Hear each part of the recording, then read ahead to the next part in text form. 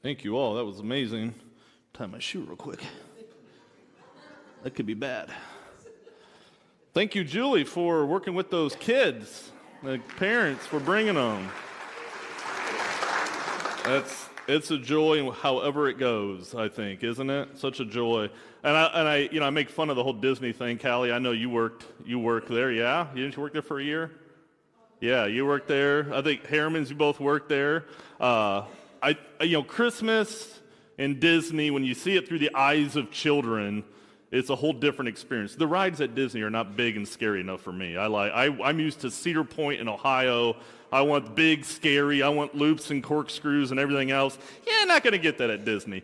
But seeing the magic through a child's eyes is really something. I think seeing Christmas and the spirit of Christmas through a child is really something. It's like, man, if we could just bottle that up and keep that all year, how much better would things be? So, days like this, man, this gets me going. This makes me happy. It's like the theme is joy. It all just fits. So, just beautiful, beautiful Sunday.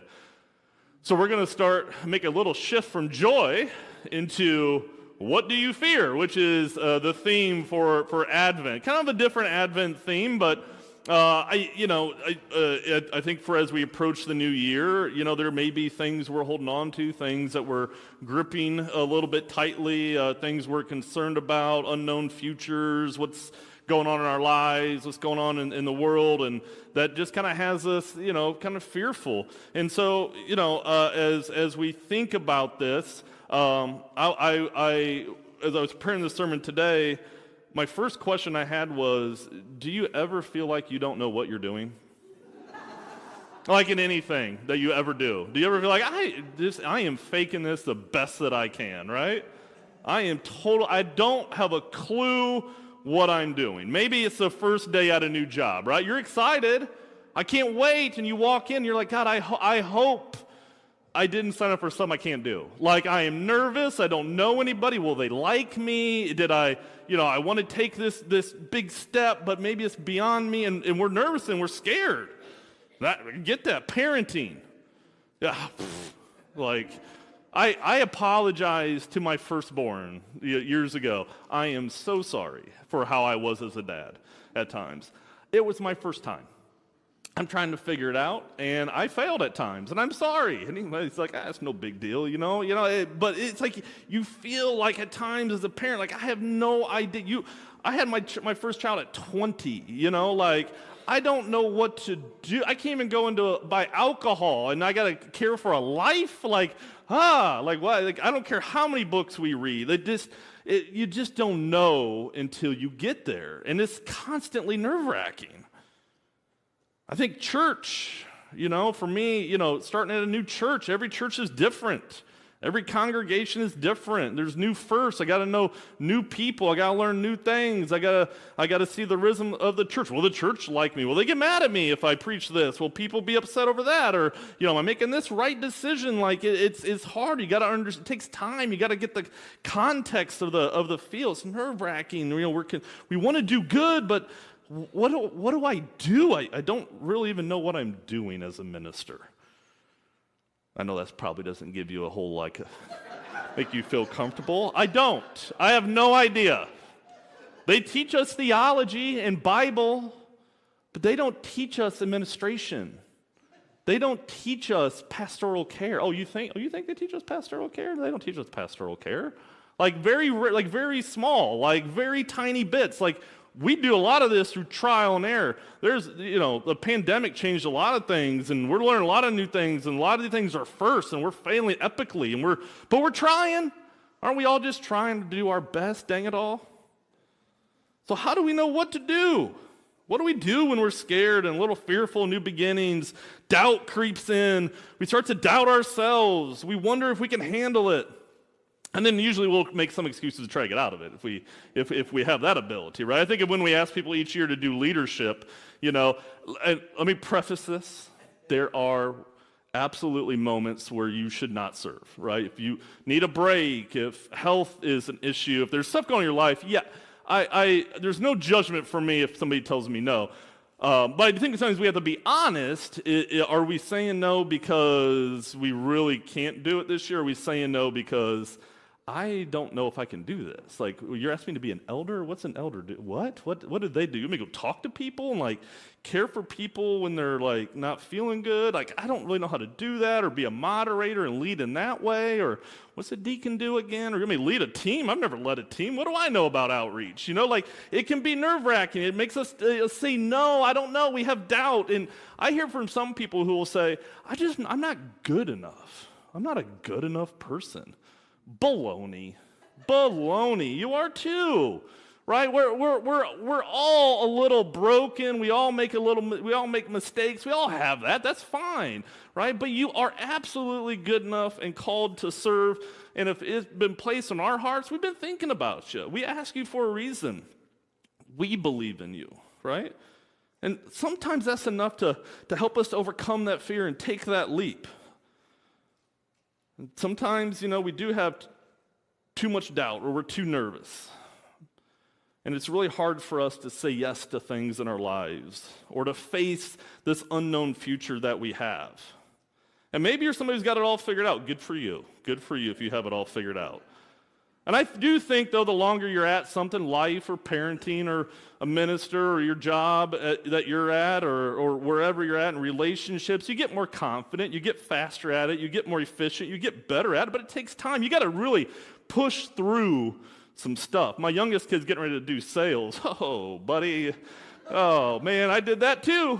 20-some years. My first sales job was commission only. Whoa, talk about, and I'm trying to raise a kid at 20, right? Like, you have some months you just hit it out of the park for like not even hardly trying. There's other months you'll work your butt off and make nothing. So I've had to kind of preface with my kid, like, you're going to work really hard sometimes. You're not always going to know what the future is. You're not going to know what to do, but you got to just keep at it and keep working hard and keep trying to do the next thing you can, right? Because you got to pay bills now, man. Like, you got to do this stuff. And we take these leaps of faith in hopes that everything is going to work out, but we don't always know. And I think one of the big things is to make sure we have good people around us. Have good people around you, whatever situation you're walking into, whether it's a new job or, if you're parenting for the first time, who's in your circle to help you through, to mentor you, to encourage you? Who are those people? Jessica signed us up for a 10K in January. I didn't consent to it. She said, did you check your email? I said, no. She said, check it. I'm like, what is this? She's like, I signed us up for a 10K in January. I'm like, I don't want to do this. She's like, yes, you do. I'm like, no, I don't. But she was running the other day, and she's running with a running group. And this guy just got done running 18 miles and decided when he got done, he would just come back and run with the group and run the simple 4 miles that they were running that day. 22 miles, this guy. He doesn't have to do that. Right? He's a good runner. He's been running forever. He's strong. He's got his thing. He doesn't go back and run with Jessica or anybody else who's new at running, but he does. He runs back and he encourages them and he pushes them and runs at their pace and helps them along and keeps them going. And they go and have a beer afterwards. Cool little fellowship thing. Right? We need those people in all these little things of our life to overcome, because for Jessica, she overcame a really bad car accident that left her nearly dead. She was in a wheelchair for multiple months. She doesn't walk very well. She struggles a lot, and so she's always felt embarrassed to run. And so she's taking this courageous step, and to have somebody say, I'll run with you, I'll set your pace, and I am not running 4 miles right now, so, I'm glad. I'm happy for her, and it makes her excited to go run every day because she's got somebody with her. And I think about in this week's scripture, we encounter Mary, who's approached by the angel Gabriel. She's deeply frightened when she sees the angel. Don't worry, Mary. Don't worry about what we're going to ask of you. It's no big deal. It's easy. If you consent to it, we want you to carry the Son of God. No biggie. I know you're a virgin. I know you're not married. That creates a whole slew of problems. Joseph, I'm sure, won't mind. He will have no questions and will just play right along with it. Mary's concerned. She's fearful in this moment, and rightfully so. Rightfully so. How am I going to keep this child safe? What if people find out who this child is? What if they have questions? What will they do to me? What will they do to Joseph? They find out I'm pregnant and it's not his. How's this all going to work out? But I tell you what, here's what we're going to do. Elizabeth, who hasn't been able to have a child, she's going to have a child too. But see, Elizabeth is going to have it a little bit different. People are going to celebrate Elizabeth's pregnancy because she's not supposed to have a child. And now she is, and that's going to be joyous and wonderful. But Mary's got to keep hers quiet. She's going to have to live that pregnancy in secrecy for safety. So she's going to need people around her to help her, to protect her, to keep her safe, to watch out for her. Mary has fear, she has doubt, she has concern, all reasonable things and reasons to reject the angel's call. But the angel says, hey, don't worry. Don't you worry. God is with you, and nothing's impossible with God. Mary says, all right, I'll trust you. I'll trust you. I'll put my faith into God. I'll trust you. Let's do this. I will be God's servant. Let's do this. But fear, doubt, concern, these are all still with her. Another passage that goes along with today is the calling of Jeremiah. When Jeremiah got his call as a prophet, God comes to him and says, I am going to call you as a prophet. And Jeremiah was like, hold up a second. I cannot be a prophet. I am just a boy. I'm just a boy. I'm just a young boy. Like, nobody's going to listen to me. I don't want to do this. There's no reason for me to prophet. I am not good enough. I am not mature enough.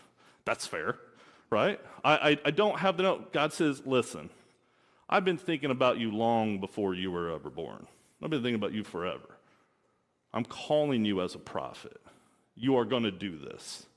I'm going to give you the words. I'm going to give you the courage. I'm going to tell you what to say. I'm going to tell you who to go see. He lays out the plan for Jeremiah, and Jeremiah's like, you know what? Okay, I'll do it.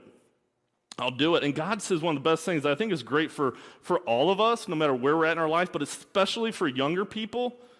When Jeremiah says, hold on, I'm just a boy, God says, don't you ever say you are just a boy. Don't ever say that. You absolutely can do this. Don't ever doubt yourself. If you're called, if God calls, if he places it on your heart, if you're feeling moved to do something, don't ever doubt you can't do it. Jeremiah has fear, doubt, concern, all reasonable, but he accepts his call and moves forward. He's going to have God with him. I think reluctant leaders are usually the best ones. Those that seem to always desire power and status or want to be in the know usually don't have the best, intentions. I think there's a level of humbleness and reality for both Mary and Jeremiah that makes them desirable servants to God, but also as leaders, the people that you want to follow. They know that they don't have all the tools. They know they're going to need help, but they put their trust and faith into God that it's going to work, and they're going to rely on others, especially Mary, as the days go on. So how do you know what to do? How does Mary know what to do? How does Jeremiah really know about being a prophet? What do we really know about being a parent until it happens? What do we really know about being in leadership until we step into it? What do we really know about that new job until we begin it? What do we really know about this new life that we may be creating and cultivating for ourselves? What do we really know until we move to a new area? What did I really know about Arizona until I came here? Nothing. I'm scared. It's been the best thing. I don't need to always know the plan. I got to trust it. Got to trust God's call. Mary and Jeremiah provide that inspiration for me to trust that call. He provides that inspiration for you to trust your call and your future. Maybe you said yes to leadership next year and you're wondering, what do we do? How do I do it? When do I do it? Do I do it? How does this all work? What in the world did I just do and agree to do? All reasonable. In 2016, I worked at a church. We went through the worst tragedy I think can ever happen in a church. And I'm not going to go into details because it's not for the sermon today. But we did not know what to do because it's the worst thing you could ever possibly know. Like, what do we do? We don't know. Nobody writes a book about this. How do we do this? And a church member said, you do the next right thing. And that has stuck with me. Those 5 words. Do the next right thing. If you don't know what to do as a parent, Just do the next right thing. If the next right thing is just to love your kid, hold them, and tell them how much they're loved and cared for, do that thing. Right? What's your next right thing you got to do with the job? Well, I got this task. Let me just do that thing, and then I'll do the next thing, and then I'll do the next thing, and I'll just stack it and stack it. I have a big goal, but I'm going to do these little things, these next right things until I get there. And you know what? Along the way, I'm going to mess up. And when I do, I'm going to own it and apologize, because that's going to be the next right thing in that moment. Because, see, we can't always see that far ahead. We can't always imagine what it's all going to look like and be like. We dream about it. We may visualize it. But we can't always see the guarantee that it's always going to work out exactly like we hope. God, I wish it would, right? But sometimes, and you tell me if I'm wrong, like, I don't know, sometimes I have this big goal and this dream. I'm like, I'm going to do this. And all of a sudden, I'm like halfway, and it's like, and this thing over here ends up being better than what this thing was. Sometimes the detour God takes us on is better than the path that we're trying to lay out for ourselves. For Mary, she's going to survive each day in secrecy. She's going to constantly be seeking safety for Jesus, looking for people to raise him and surround him. But to do that, it's a step at a time. It's trying to do the next right thing, thinking about Jesus. How do I love him the best? How do I keep him safe? All things we as parents and in church, the things that we want for our own children here, for these wonderful kids that are here. Keep them safe, watch them flourish, support them through their life. Now, along both of these journeys for Jeremiah and Mary, mistakes are going to happen. You don't think Mary in the entire time of raising Jesus hasn't put her hands in her head going, what am I doing as a parent? I am awful at this. I'm sure she has. She's wondering if at times, I'm sure, if she's a good mom. Did I make the right decision? Maybe somebody else should have took on this task. I don't know what to do. But we pick ourselves up after a mistake. We focus on that next right thing. And if you mess something up again, we apologize for it. But a little side note, if you're somebody that somebody's coming to apologize, now listen, there are some things, a big asterisk in here. Yeah, there are some things it's going to take time to get over and accept an apology. You know, we can get into the big scary stuff. But sometimes there are things that we really berate people for that we should have accepted the apology a long time ago, right? We have these little things that happen throughout lives, and somebody apologizes to us. Sometimes we need to accept that, and we need to give people grace and not bring it up 6 months later and not beat them up a year later. Well, do you remember still when you did that 3 years ago, that thing? I know you apologized, and I said I forgive you, but I'm going to keep reminding you. That doesn't feel good. Because what does that do for people? Well, the next time they mess up something, the next right thing may be to apologize, but they may say, you know what, forget it. You're going to beat me up anyways. See, as Christians, we're supposed to practice mercy, grace, and forgiveness. That's tough. But that's what we're supposed to do. Because that's what God and Jesus does for us. Because we have Marys and Jeremiahs in our midst all the time. We've been a Mary, maybe we've been a Jeremiah. And how much easier is it when we have those people around us just to encourage us? To not beat us up when we make that mistake, but to help us to learn.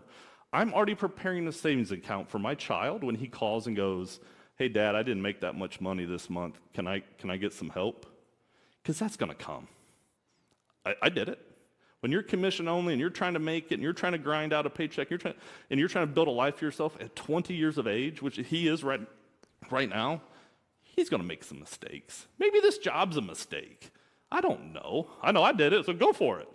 Other people will tell him, absolutely not, you're dumb. His friends are telling him that. Don't do that. Stick to the salary. You want the guarantee. I'm like, take a risk. But I'm going to have to pay for it, you know. But I want to support his goals and dreams. And there may come a time where I go, hey, buddy, you got to pivot from that. But let's give it a shot. I got you. Let me help you. Because people help me. We journey with people. We help them through these moments of tough parts of our lives. We give them hope. Because hope is everything. Jesus' birth is going to provide that hope to people at that time. And that hope is still present with us today. Do not ever lose sight of that hope that tells us that things will be okay. Do we lift up Jesus as a church so people can still see that hope? When people are journeying or fearful, have doubt and concern, do we shame them? Or do we make them feel loved? Do we tell them it's okay? Been there, done that. It's okay. We learn, we grow. Let's get at it. Do we shake our heads, wonder why they don't have it all figured out?